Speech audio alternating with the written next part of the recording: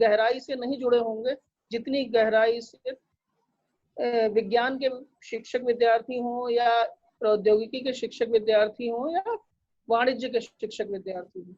और हिंदी के शिक्षक विद्यार्थियों को अक्सर पिछड़ा समझा जाता है, जबकि वास्तविकता इसके ठीक उलट है।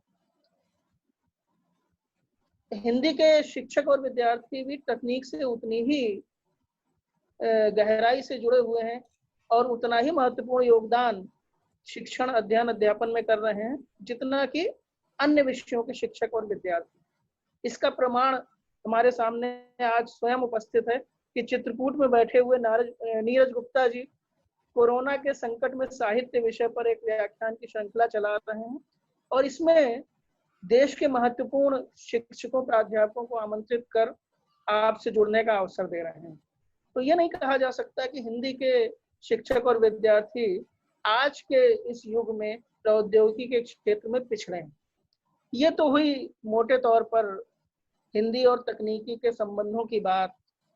अगर हम सोशल मीडिया के इतिहास की ओर नजर डालें तो पाते हैं कि जिस दिन मनुष्य ने संकेत की भाषा के माध्यम से परस्पर संपर्क का श्री गणेश किया होगा, उसी दिन से हमारा संचार या सोशल मीडिया अपने आदिम रूप में हमारे सामने आ गया होगा।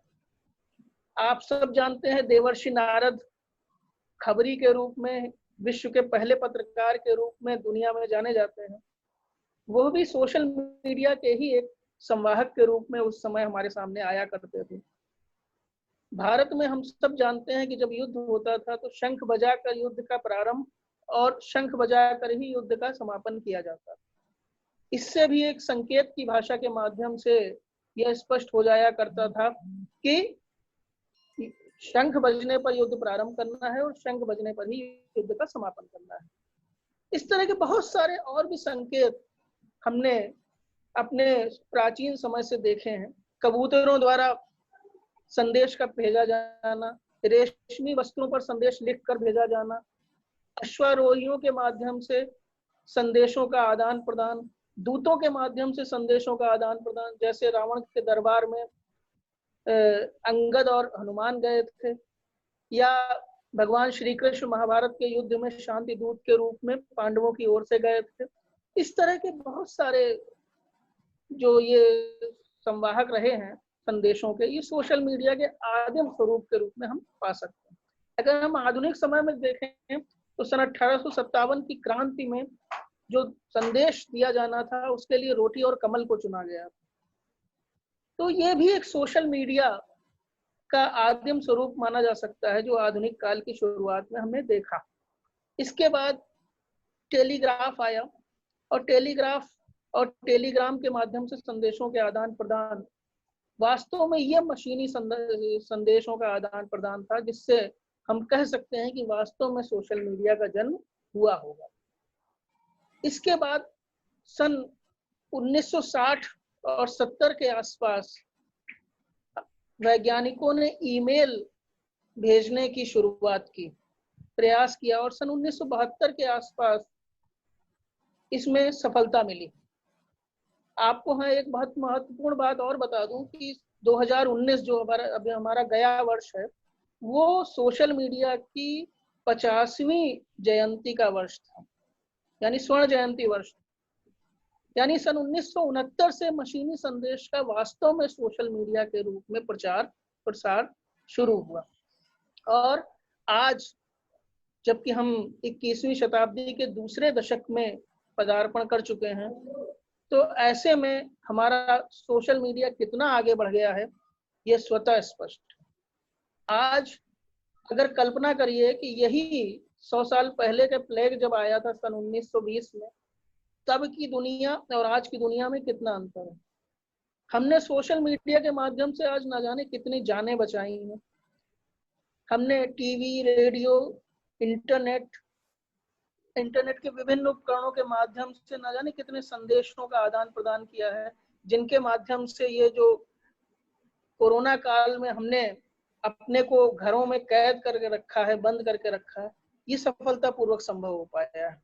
अगर ऐसा ना होता तो कल्पना की जा सकती है कि कितना नुकसान दुनिया को भुगतना पड़ सकता था।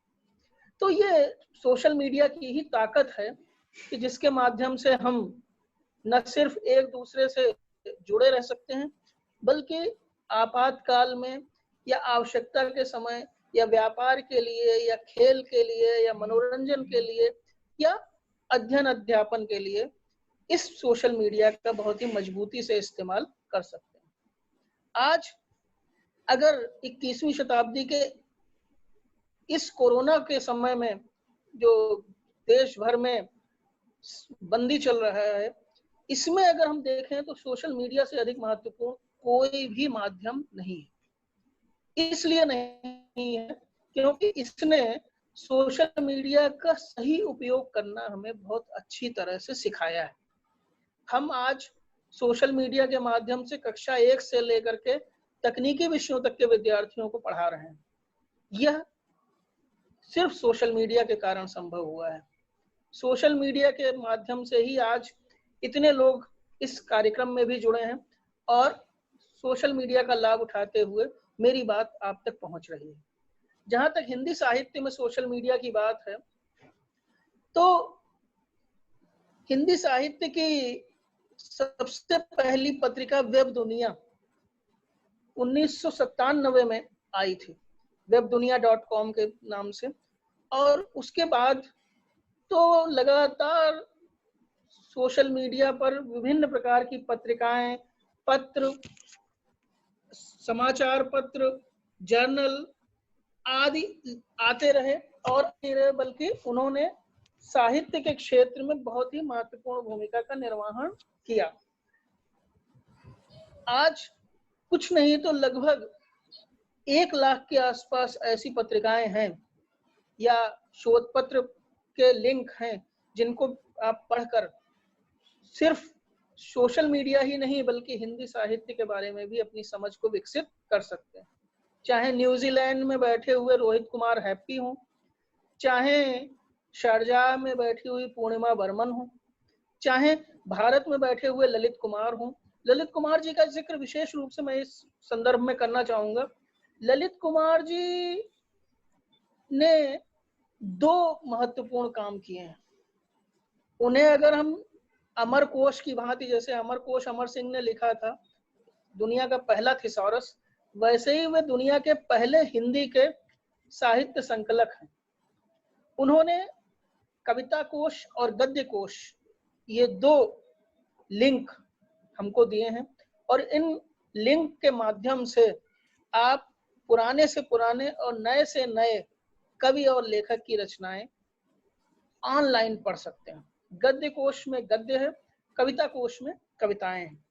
इसके अलावा सरकारी स्तर पर एक ई पुस्तकालय है, उसका ऐप भी है। अगर आप उस ऐप को इंस्टॉल करें तो आप प्राचीनतम साहित्य से लेकर आधुनिकतम साहित्य तक पीडीएफ फॉर्म में कहानी, उपन्यास, निबंध जो भी आप पढ़ना चाहें प्राप्त कर सकते हैं।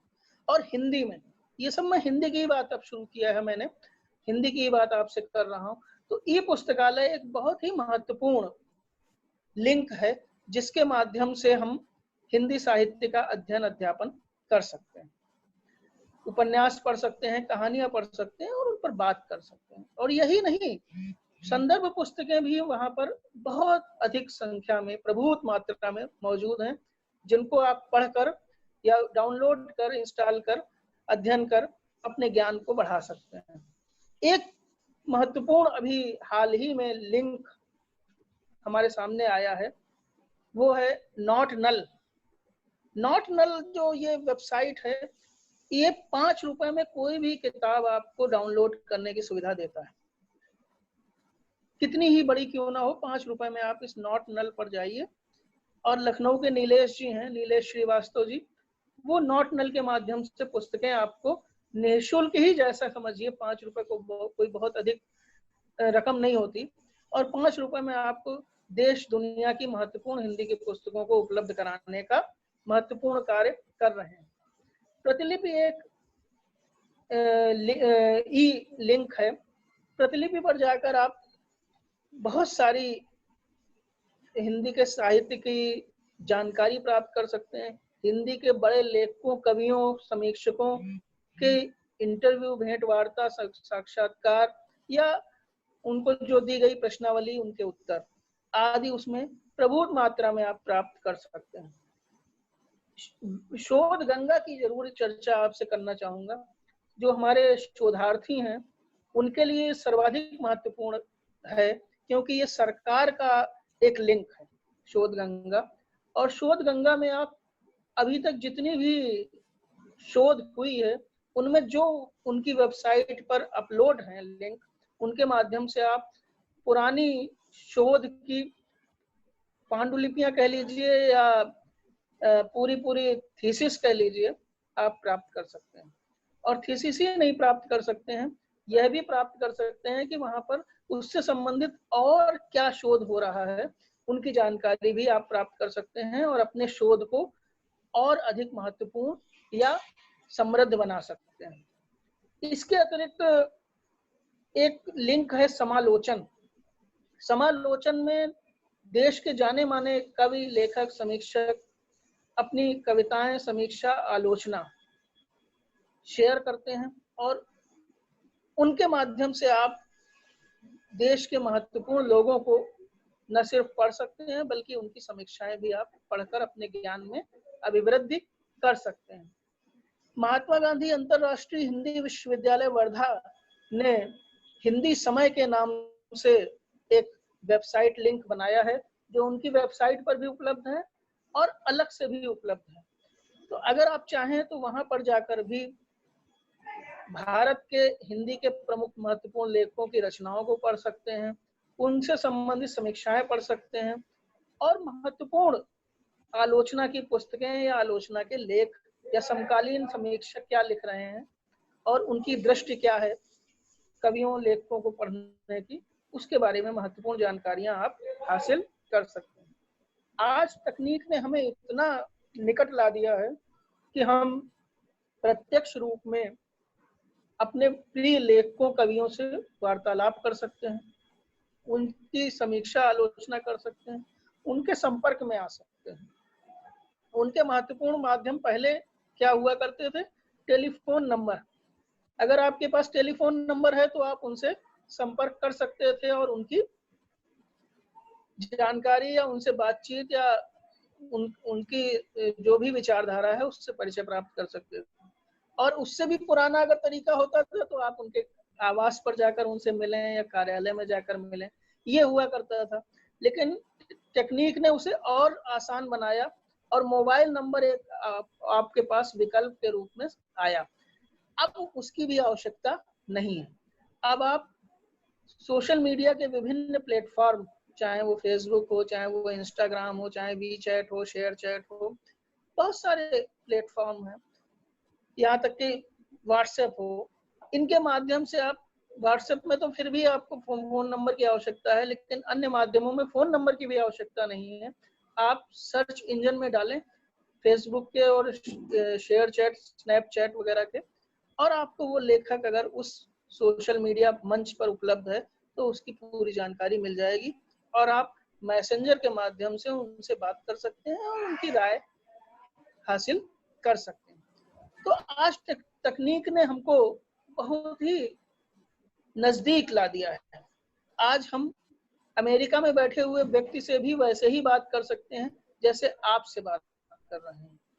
किसी जमाने में आप सोचिए कि एक ट्रंक कॉल बुक की जाती थी और 24-24 घंटे बाद बात करने का अवसर मिल पाता था। आज तकनीक ने इतनी दुनिया छोटी कर दी है कि हम घर बैठे आपस में न सिर्फ विचार विमर्श कर सकते हैं बल्कि पूरे के पूरे बड़े बड़े सेमिनार, वेबिनार, इसको भी एक वेबिनार ही समझिए जो इस समय आयोजित हो रहा है, इस तरह के कार्यक्रम भी कर सकते हैं और अध्ययन अध्यापन को भी अपनी सोशल मीडिया की दिनचर्या का पार्ट बना सकते हैं। हम लोग लगातार जूम पर कक्षाएं भी चला रहे हैं और नीरज जी स्वयं रोज ये कक्षा जैसी ही है जिसके माध्यम से कोरोना के संकट में साहित्य पर बात कर रहे हैं। और भी बहुत सारी सोशल मीडिया हरि अनंत, हरि कथा अनंता जैसा है, जितना बताएंगे अगर समय हो तो मैं। और सोशल मीडिया एक बहुत ही अनंत संभावनाओं का केंद्र है। इसमें जितना मैं बताऊं शायद वो पूरा नहीं होगा, अपूर्ण ही रहेगा। ब्लॉग एक महत्वपूर्ण बिंदु है, महत्वपूर्ण इस सेंस में है कि बहुत सारे ऐसे लेखक, समीक्षक, साहित्य प्रेमी हैं जिन्होंने ब्लॉग बना रखे हैं। उन ब्लॉग पर आप जाकर उन लेखक के बारे में या उनके लेखन से संबंधित जितनी भी जानकारी है प्राप्त कर सकते हैं। समालोचन की मैंने अभी चर्चा की, वो ब्लॉग ही है। तो ब्लॉग गूगल पर भी खोला जा सकता है, जीमेल पर, और बहुत सारे और भी माध्यम हैं जिनके माध्यम से द्वारा आप अपना खुद का ब्लॉग बना सकते हैं और ब्लॉग बनाकर अपनी जानकारियां आप दुनिया तक शेयर कर सकते हैं। हाँ, एक महत्वपूर्ण बात विद्यार्थियों के लिए जरूर बताना चाहूंगा। एक बहुत ही महत्वपूर्ण लिंक है गूगल स्कॉलर, जिसकी चर्चा किए बिना शायद ये मेरा व्याख्यान अपूर्ण होगा। अगर आपका होगा ही, अगर क्या कहूँ मैं, जीमेल पर आप लोगों का, अधिकांश लोगों का ईमेल अकाउंट होगा। अगर आपका कोई जीमेल अकाउंट है तो आप गूगल स्कॉलर पर जाकर अपने उसी ईमेल अकाउंट से गूगल स्कॉलर खोल सकते हैं।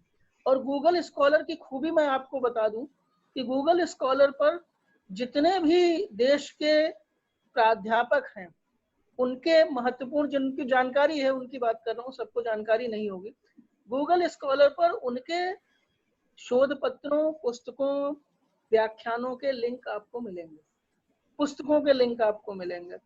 अगर मैंने कोई लेख या शोध पत्र लिखा है और अगर मैंने उसे गूगल स्कॉलर पर अपलोड कर दिया है, तो गूगल स्कॉलर पर आप मेरा नाम सर्च करके पुनीत बिसारिया गूगल स्कॉलर जाकर मेरे जितने भी लेख उस पर अपलोड हैं वो प्राप्त कर सकते हैं। और गूगल स्कॉलर की एक और महत्वपूर्ण बात शिक्षकों के लिए मैं बताना चाहूंगा कि गूगल स्कॉलर में जो जिसके ज्यादा शोध पत्र होंगे, पढ़े जाएंगे, उसके देखे जाएंगे, उतना ही उसके शोध पत्र का इम्पैक्ट फैक्टर अधिक होगा। इस बात को मैं दोबारा बताना चाहूंगा कि गूगल स्कॉलर पर मान लीजिए आपने कोई शोध पत्र अपना अपलोड किया और उसे 100 लोगों ने पढ़ा, ठीक है, और वहीं किसी आपके साथी ने शोध पत्र कोई अपना गूगल पर अपलोड किया और उसे 60 लोगों ने ही पढ़ा, तो आपका इम्पैक्ट फैक्टर, आपके शोध पत्र का इम्पैक्ट फैक्टर आपके साथी के शोध पत्र के इम्पैक्ट फैक्टर से ज्यादा होगा, क्योंकि आपके शोध पत्र को 100 लोगों ने पढ़ा है और उसको 60 लोगों ने ही पढ़ा है। तो इससे आपके शोध पत्र की गुणवत्ता का भी पता चलता है कि कितने लोग आपको पढ़ रहे हैं। ज्यादा लोग पढ़ रहे हैं, इसका मतलब आपका शोध पत्र अधिक उत्कृष्ट है। तो ये तो फायदे की बात हुई शिक्षकों की। शोधार्थियों को क्या लाभ होगा? आपको लाभ ये होगा कि जितना ज्यादा इम्पैक्ट फैक्टर के शोध पत्र को आप पढ़ेंगे या देखेंगे, उतना ही आपकी शोध की गुणवत्ता अच्छी मानी जाएगी। क्योंकि बहुत जल्दी क्या, बल्कि अभी हाल में कर ही दिया है यूजीसी ने, और शोधार्थियों के लिए भी होने वाला है कि जितने अच्छे इम्पैक्ट फैक्टर के आपके शोध पत्र होंगे, प्रमोशन में उतना ही आपको अंकों का लाभ होगा शिक्षकों के लिए।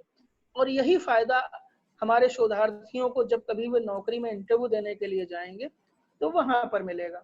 तो ये एक बहुत महत्वपूर्ण बात है कि आप सभी से मैं इस मंच के माध्यम से अनुरोध करूंगा कि आप लोग जीमेल के द्वारा अपना गूगल स्कॉलर अकाउंट जरूर बनाइए और गूगल स्कॉलर अकाउंट बनाकर उसमें अपने शोध पत्रों का लिंक जरूर अपलोड करिए। आजकल ज्यादातर शोध पत्रों का इंटरनेट पर ऑनलाइन लिंक होता है, तो अगर आप उसको ऑनलाइन लिंक से जोड़ देंगे तो आपको पढ़ने के लिए एक विशाल दुनिया की जनता, शोधार्थी, विद्यार्थी, हिंदी के साहित्य के प्रेमी सब मिलेंगे और उस लिंक के माध्यम से आपका भी भला होगा और पढ़ने लिखने वालों का भी लाभ होगा। तो ये गूगल स्कॉलर को जरूर आप लोग अपने ईमेल का माध्यम बनाएं और ईमेल का सदुपयोग करें। इसके अलावा इस समय जितनी भी इम्पैक्ट फैक्टर वाली पत्रिकाएं हैं, तो वही इम्पैक्ट फैक्टर वहां भी आता है कि जहां पर जितना ज्यादा लोग किसी को पढ़ते हैं पत्रिका को, उतना ही उसका अच्छा इम्पैक्ट फैक्टर माना जाता है। तो यूजीसी ने शिक्षकों को उन्हीं शोध पत्रिकाओं के शोध लेखों में अपने लेख भेजने को कहा है जिनका कुछ इम्पैक्ट फैक्टर हो और जो ऑनलाइन उपलब्ध हो। ये ऑनलाइन उपलब्ध होना बहुत महत्वपूर्ण है, क्योंकि आजकल ऑनलाइन का युग है। तो जितने भी शोध जर्नल हैं, लगभग 99%, बल्कि 100% तो नहीं कहूंगा, 99.5% तक मान लीजिए, ऐसी पत्रिकाएं हैं जो ऑनलाइन फॉर्मेट में आपके पास उपलब्ध है। तो एक बहुत ही महत्वपूर्ण खजाना हिंदी साहित्य का आपको इन शोध पत्रिकाओं के माध्यम से पढ़ने को मिल सकता है, और उनसे आप अपनी जानकारी को बढ़ा सकते हैं। इसमें मैं एक पत्रिका का जरूर नाम लूंगा, अमेरिका से प्रकाशित होती है, सेतुमैग.com, SETUMAG.com। ये पत्रिका हिंदी और अंग्रेजी दोनों में अमेरिका से निकलती है, और इस पत्रिका में आप अपने शोध पत्र, अपने आलेख, अपनी कविताएं, अपने लेख, अपने निबंध आदि भेज सकते हैं। नॉर्वे से शरद आलोक पत्रिका निकालते हैं, तेजेश शर्मा लंदन से पुरवाई पत्रिका निकालते हैं, बहुत सारे, रोहित कुमार हैप्पी का अभी मैंने जिक्र किया था, वो हिंदी नेस्ट निकालते हैं। तो इस तरह से अभिव्यक्ति एक पत्रिका है ऑनलाइन जो अरब कंट्रीज से निकलती है। इस तरह की बहुत सारी पत्रिकाएं हैं ऑनलाइन। आप हिंदी पत्रिकाएं अगर गूगल पर सर्च करेंगे तो आपको हजारों पत्रिकाएं मिलेंगी।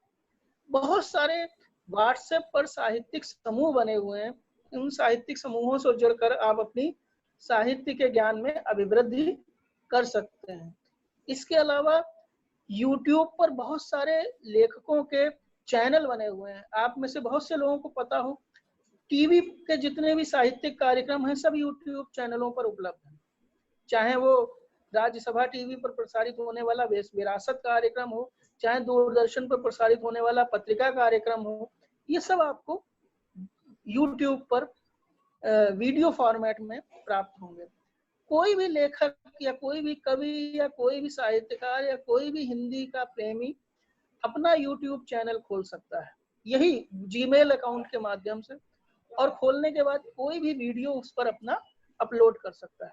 आज हिंदी के ऐसे असंख्य साहित्यकार हैं जिनके खुद के YouTube चैनल हैं, और इन YouTube चैनलों के माध्यम से लोग अपनी बात वीडियो चैनलों के द्वारा दुनिया तक पहुंचा रहे हैं।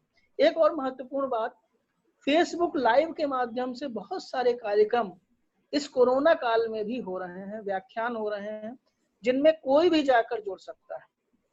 फेसबुक लाइव पर प्रधानमंत्री नरेंद्र मोदी के व्याख्यान भी उपलब्ध हैं, और किसी भी कोई भी छोटा बड़ा व्यक्ति जिसका फेसबुक पर अकाउंट है, वो अपनी बात, साहित्य की बात हो, समाज की बात हो, कोई भी बात हो, वो अपनी बात आम लोगों तक रख सकता है। बड़े बड़े कार्यक्रमों के पूरे प्रसारण फेसबुक लाइव पर हो रहे हैं।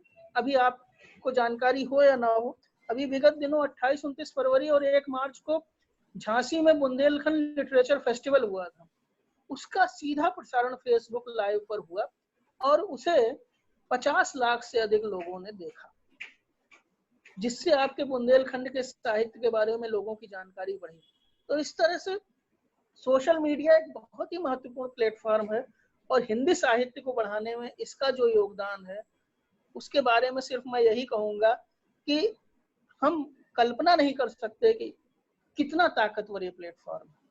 और आज मैं आपसे ये बात कर रहा हूँ, अगर इसकी कोई रिकॉर्डिंग हो रही है और अगर ये व्हाट्सएप पर ही या मान लीजिए फेसबुक पर ही या यूट्यूब पर ही अपलोड कर दिया जाता है, तो कितने लोग इसको देखेंगे और कितने लोग इससे लाभान्वित होंगे, या किसी को अच्छा लगेगा या किसी को बुरा लगेगा। जो भी नकारात्मक सकारात्मक इस व्याख्यान के बारे में राय होगी, लोगों की हमारे सामने आएगी। तो आज हम क्या कहते हैं और क्या बोलते हैं और क्या लिखते हैं, वो कहाँ तक जाता है, इसके बारे में हम तय नहीं कर सकते। सोशल मीडिया ने हमको संभावनाओं का असंख्य अनंत आकाश दे दिया है, और हम उस अनंत आकाश में कहाँ तक विचरण करेंगे और कितने लोग हमें देखेंगे और कितने लोग उनका लाभ या नुकसान प्राप्त करेंगे, इसकी हम कल्पना ही कर सकते हैं।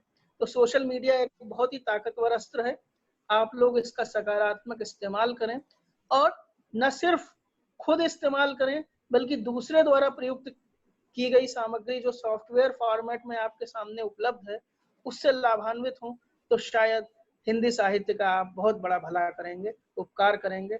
बहुत बहुत धन्यवाद। जय हिंद, जय हिंदी।